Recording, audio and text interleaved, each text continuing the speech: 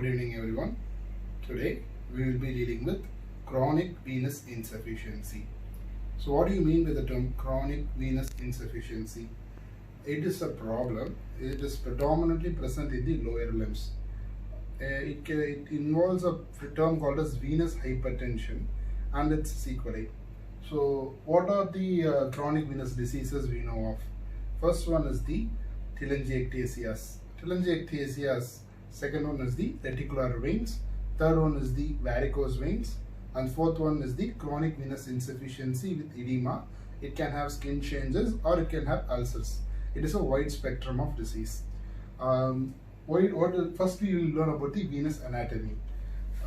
The lower limbs has got two groups of venous systems, namely the superficial venous system and the deep venous system. The superficial venous system has got, in the lower limb, has got two major veins, the great saphenous vein and the short saphenous vein. The great saphenous vein has its origin on the medial side of your foot. It ascends anterior to your medial malleolus in the medial side of your calf and medial side of your thigh and opens into the femoral vein. That is the great saphenous vein. And the short saphenous vein arises in the anterolateral aspect of your dorsal foot, and it ascends behind the lateral malleoli and it in the lateral part of the lower limb and opens into the popliteal vein. The veins draining the gastrocnemius and soleus will also drain into the popliteal vein. Deep venous system basically has got a pair of anterior tibial vein, posterior tibial vein and peroneal veins accompanying their corresponding arteries. These deep veins open into the popliteal vein, and the popliteal vein opens into the popliteal vein continues as the femoral vein, and the femoral vein continues as the deep femoral and the femoral vein join together to form the common femoral vein, which forms the external iliac vein, which combines with the internal iliac vein to form the common iliac vein, opens into the IVC. This is the venous anatomy of the lower limb.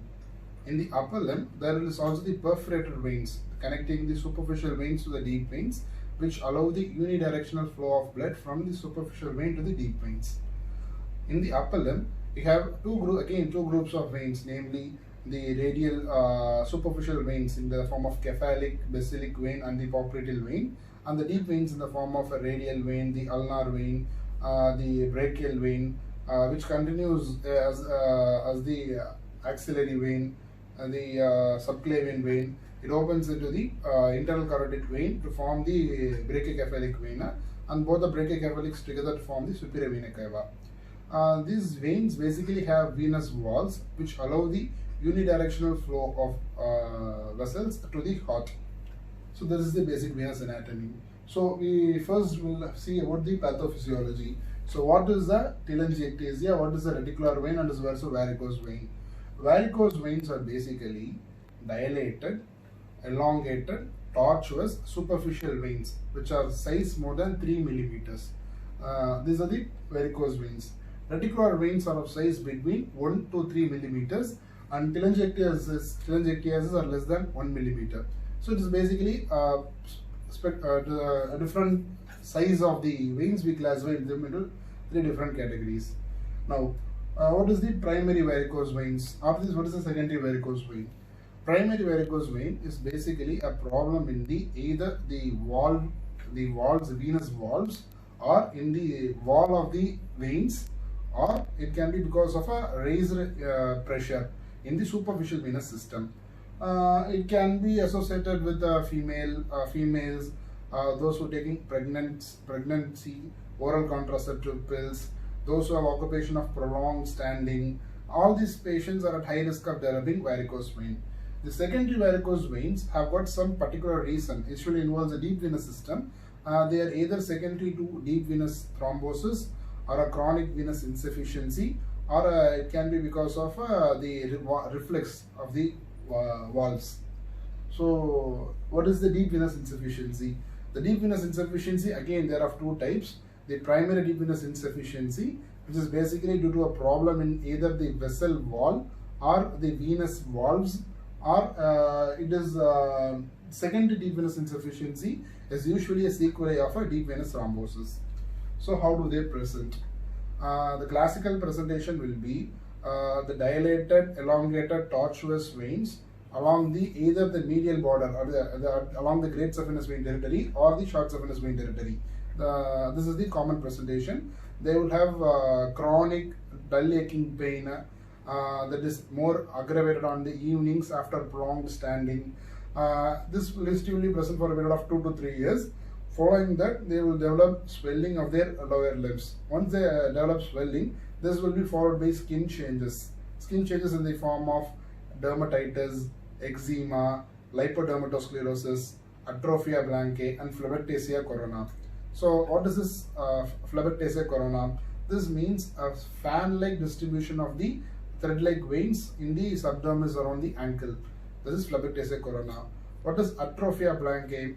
That atrophia blancae means that there will be regions of atrophy surrounded by peripheral hyperpigmentation, and some reticular veins will be seen in the inside this atrophy. That is atrophy blancae.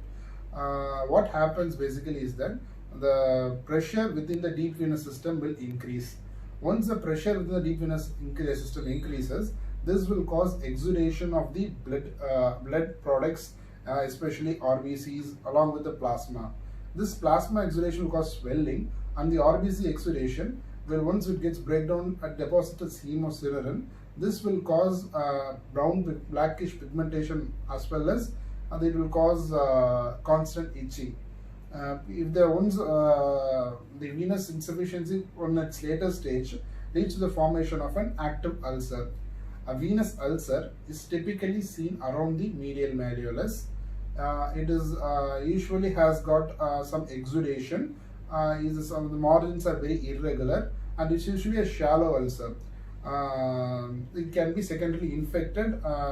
It can have a good granulation tissue if it's treated. So these are the spectrum of presentations. So what is this CAP classification? The CAP classification codes for clinical, etiological, anatomical, and physiological. It is for grading the severity of chronic venous disease. See, the clinical is basically from C1 to C6. The C1 is where there is no signs and symptoms of varicose veins. C0 is no signs and symptoms. C1 you have thread veins and reticular veins. C2 you have the varicose veins. C3 you have got the edema. C4 you have got the skin pigmentations like eczema, dermatitis, lipodermatosclerosis. All the skin manifestations are present. C5 is healed venous ulcer, and C6 is active venous ulcers. So C0 to C6, I'm sorry. Then the etiological classification includes either if it's a primary varicose vein or a secondary varicose vein or a congenital cause of varicose vein, or the cause is not identified. There are 4 groups. The anatomical, whether if it's the superficial component or in the deep venous component or the perforated component, or the component is not identified. That is the anatomical classification. Pathophysiology, whether it is an obstruction or it's a reflex or a combination of reflex plus obstruction, whichever is one. There is a CAP classification. Now diagnosis. Diagnosis, you can either do clinical diagnosis or an investigative diagnosis. Clinical diagnosis, we basically do Trendelenburg test. The Trendelenburg test is used to identify, differentiate between a superficial cause or a deep venous cause for the varicose veins. In Trendelenburg test, we ask the patient to lie supine, and we lift his leg and keep the leg lifted for some time for the veins to drain. Then we ask the patient to stand up, and we tie the tourniquet above his thigh in the mid-thigh region. Now then we will look for filling. If the venous filling occurs within 30 seconds, it is usually because of a deep venous problem. Deep venous problem. If the filling occurs immediately following the removal of the ligature, that is probably the problem in the superficial venous system. Another test we can do is the Perthes test, where the patient again is tied.